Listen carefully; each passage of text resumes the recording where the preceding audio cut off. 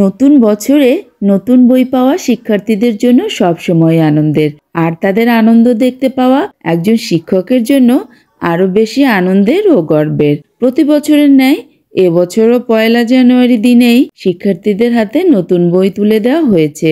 সব বই না দিতে পারলেও বেশি সংখ্যক বই আমরা শিক্ষার্থীদের হাতে তুলে দিতে পেরেছি। অবশ্য সব জেলায় এবার নতুন বই সময় মতো পৌঁছায়নি, তবে ধাপে ধাপে দেওয়া হচ্ছে। আর নতুন বই হাতে পেয়ে তাদের চোখে মুখে আনন্দের প্রতিচ্ছবি যেন চকচক করছে। আমিও ওদের সাথে সেই আনন্দটাকে ভাগ করে নিলাম। এখনকার বাচ্চারা তো বছরের শুরুর দিনেই হাতে পেয়ে যায় নতুন বই, হাসি মুখে বাড়ি ফেরে নতুন বই হাতে। আর আমাদের অপেক্ষা করতে হতো প্রায় ১ মাসের মতো। প্রথম কিছুদিন রোড থেকে পুরনো বই জোগাড় করে সেগুলো দিয়ে ক্লাস করতে হতো। তারপর একদিন ভ্যানে করে স্কুলে নতুন বই আসতো। সে দৃশ্য দেখার পর মুহূর্তের অপেক্ষা ছিল বাঁধভাঙা, যেন সময় আর যায়ই না। আমাদের ক্লাস টিচাররা হাতে করে বই নিয়ে আসতো, তারপর একে একে নাম ধরে ডেকে আমাদের হাতে বইগুলো তুলে দিত। ১৫-২০ দিন অপেক্ষার পর যখন বহু আকাঙ্ক্ষিত সেই নতুন বইগুলো হাতে পেতাম, সে আনন্দের সাথে পৃথিবীর অন্য কোনো আনন্দের তুলনাই হয় না। অন্যরকম এক আনন্দ খেলা করতো আমাদের চোখে মুখে। বই ব্যাগেই ঢুকাইতে মন চেত না। হাতে নিয়ে বাসায় ফিরতাম।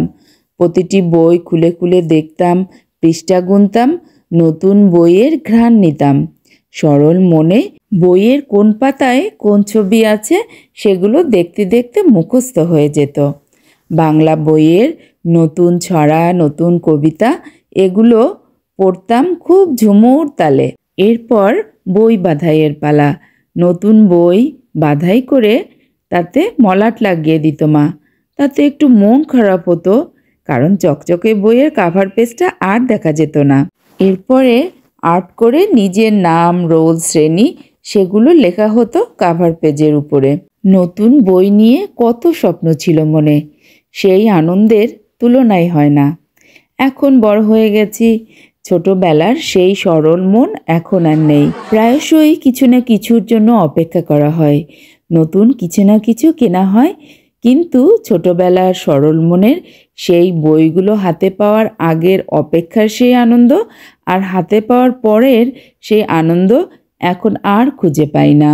তবে একজন শিক্ষক হিসেবে যখন নতুন বই কোমলমতি শিক্ষার্থীদের হাতে তুলে দেই আর ওদের চোখে মুখে যখন আনন্দের ঝিলিক দেখতে পাই, তখন ওদের মধ্যে দিয়ে যেন আবার ছেলেবেলার সেই হারানো স্মৃতিময় আনন্দকে খুঁজে পাই।